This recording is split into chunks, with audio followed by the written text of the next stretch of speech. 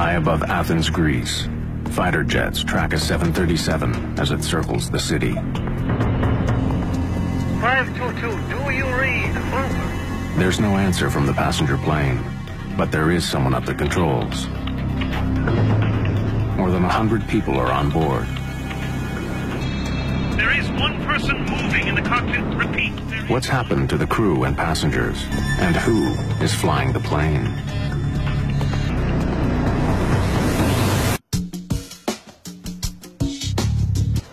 Early morning, August 14th, 2005. The cabin crew of Helios Airways Flight 522 are preparing for their trip from the island of Cyprus to Athens, Greece. Andreas Prodromo is 25. Prodromo is a flight attendant now, but he has bigger plans. One day he wants to fly for Helios. In the cockpit, Captain Hans Merton is an East German, a contract pilot hired by Helios for the busy holiday season. His co-pilot is from Cyprus. Pambos Haralambous has been working exclusively for Helios for the last 5 years. Before beginning any flight, crews are required to perform dozens of checks on various pieces of onboard equipment. It's a routine but necessary procedure.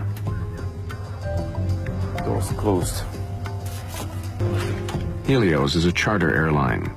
In all, there are 115 passengers on the morning flight. Flight attendants, please take your seats. Just a few minutes after 9 in the morning, Helios Airways Flight 522 lifts off into the bright sunshine. Nicosia Area Control, this is Helios 522. Request cruising at 340. Helios 522, you are cleared to climb 340. Have a good day. Set 340, 340. Minutes into the flight, the plane is still climbing towards its cruising altitude. Suddenly, an alarm blares in the cockpit. What is it? Takeoff config warning? The flight crew is confused. The takeoff configuration alarm normally only sounds on the ground. It tells pilots their jet isn't ready for takeoff. The crew doesn't know why it's sounding now. Operations, this is Flight 522, over. Flight 522, what can I do for you? We have a takeoff config warning on. With the first alarm still beeping in the cockpit, things become even more confusing. Their master caution alarm goes off. It could indicate that some systems on board are overheating. We now have a master caution. I find him very hard to understand. His accent is quite thick. Flight 522, what can I do for you? While the pilots and ground engineers try to troubleshoot the two alarms, most passengers have no idea there's a problem until...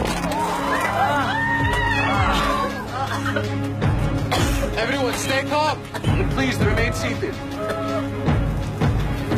Everyone, please put the oxygen masks on completely over your mouth and nose.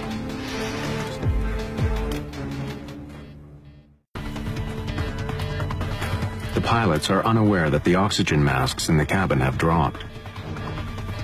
And they still don't know why their takeoff configuration warning is on, or why their systems are overheating. Can you confirm that the pressurization panel is set to auto? Where are my equipment cooling circuit breakers? Behind the captain's seat. Helios 522, can you see the circuit breakers? And now the engineer on the ground loses contact with the aircraft. Helios 522, can you hear me? It's less than 30 minutes after takeoff, and Flight 522 is still on course. The plane is high above the Mediterranean Sea and headed straight towards Athens. Air traffic control can't get any response from the captain or co-pilot. The flight to Greece normally takes an hour and a half. But the passenger jet has been in the air for over 2 hours, circling in a holding pattern. More than 3 million people live in Athens. A plane slamming into the city could cause an incredible loss of life. The Greek Air Force scrambles two of its most sophisticated fighter jets to investigate the Helios plane. One of the jets flies closer to the cockpit. Someone is in the co-pilot's seat, slumped over the controls, but there's no sign of the captain at all. He can see passengers in their seats, but none of them react to the presence of the jet. Then, the pilot sees someone moving in the cockpit. Satellite control, there is one person moving in the cockpit of Helios 522. Helios 522, do you read? Over? The F-16s continue shadowing the jet, but there's no response at all from the cockpit. Suddenly, the 737 turns left and begins to quickly descend. From more than 10,000 meters, the plane drops towards the ground. Helios 522. Do you read? Over. Then, 2,100 meters above the ground, the person in the captain's seat acknowledges the fighter jet for the very first time. But no words are exchanged. Just after 12 o'clock, almost 3 hours after it took off from the island of Cyprus, Helios Flight 522 slams into the ground.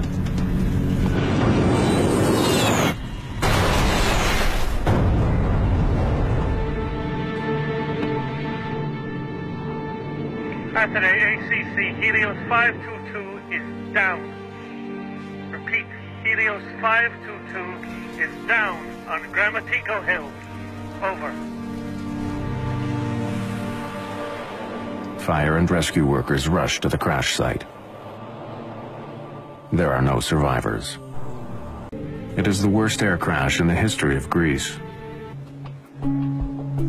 Investigators immediately start looking for the cause of the crash. Bodies recovered from the wreckage are brought to the offices of Athens' chief coroner. Autopsies add more mystery to the case. Everyone on board the plane was alive at the time of the crash. But if the passengers were alive the entire flight, why didn't the pilot of the fighter jet see any activity inside the cabin?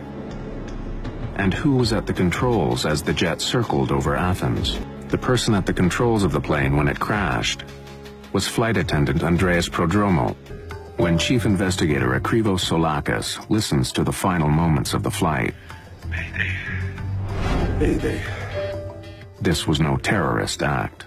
Flight 522 Athens. Prodromo was calling for help. Soulakis hears 5 separate maydays on the tape. When he was seen at the controls, Flight 522 had been in the air for almost 3 hours, and the reason the Helios plane seemed to veer away from the F-16s following it was because its left engine was out of fuel. No matter what caused the alarms to sound, the ultimate reason for the crash was simple. Eventually, the plane ran out of fuel and crashed, killing 121 people. Chief Investigator Akrivos Soulakis focuses on a small control panel found in the wreckage of the ravaged jet. The P5 pressurization panel ensures that passengers have enough air to breathe, even at high altitudes. During normal flight, a plane's engines force air into the cabin. To ensure oxygen circulates during the trip, normally, pressurization takes place automatically. But when the pressurization switch is set to manual, both the captain and co-pilot are responsible for maintaining the cabin atmosphere using a controller. Soulakis learns that during the early morning maintenance check on Helios 522, ground engineers had turned the P5 switch to manual. When the test was over, they didn't turn the switch back to automatic.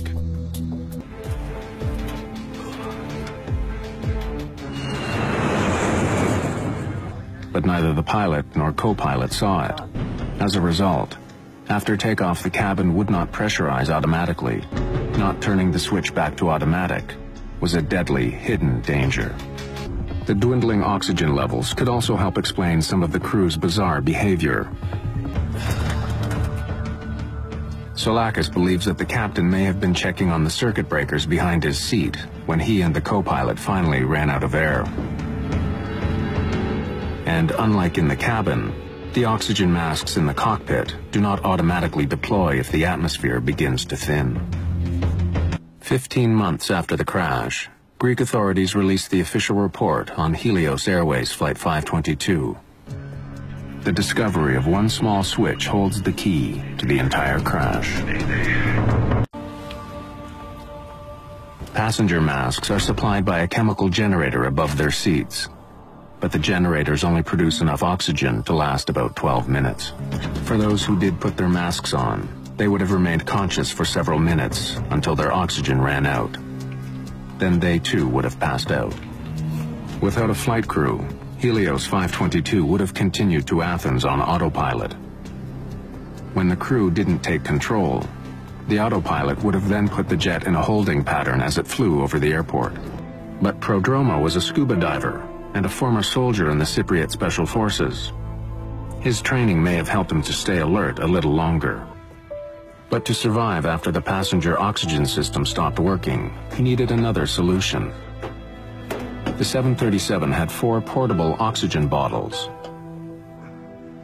Using them would have given him some freedom. After 3 hours in the air, everyone who didn't have bottled oxygen would have been unconscious. As it approached Athens, Flight 522 was now a ghost plane.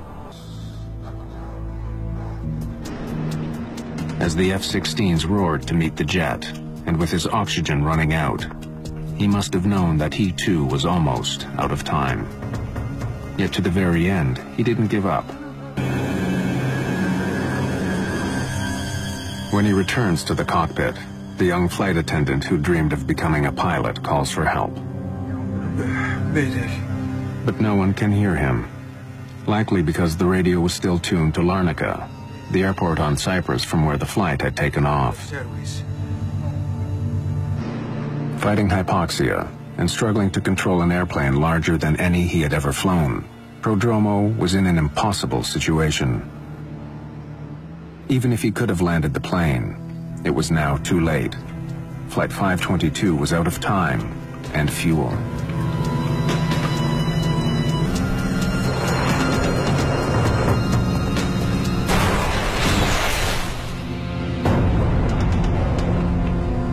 On the hill north of Athens where Helios 522 crashed, there are faded photographs of many of those who died. Bleached by the brilliant Mediterranean sun, they gaze over the rugged, ancient terrain, silent witnesses to one of the world's most bizarre and tragic airline disasters.